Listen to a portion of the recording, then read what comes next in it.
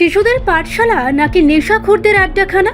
প্রশাসনিক ব্যর্থতায় কলুষিত অঙ্গনওয়াড়ি। খয়েরপুরের পশ্চিম নোয়াবাদী আমতলী অঙ্গনওয়াড়ি কেন্দ্র আর শিশুদের শিক্ষা কেন্দ্র নয়, হিরোইন খোর ও মাদকাসক্তদের অবাধ আড্ডাখানায় পরিণত হয়েছে। স্কুল প্রাঙ্গণে ছড়িয়ে ছিটিয়ে পড়ে আছে হিরোইনের কৌটা, মদের বোতল, যা এক ভয়াবহ সামাজিক অবক্ষয়ের নগ্ন প্রমাণ। এলাকাবাসীর অভিযোগ, দীর্ঘদিন ধরেই এখানে নেশাখোরদের দৌরাত্ম্য চলছে।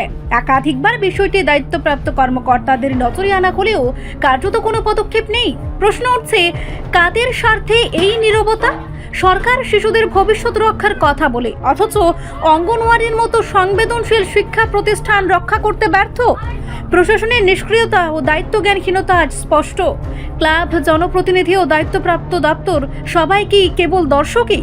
যদি শিক্ষা প্রতিষ্ঠানে নিরাপত্তা না থাকে, তবে শিশুদের আগামী দিনের ভবিষ্যৎ কোথায় দাঁড়াবে?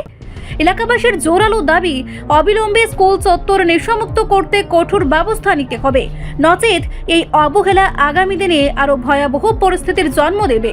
এর দায় কার? রিপোর্ট, সংবাদ প্রতীক্ষা।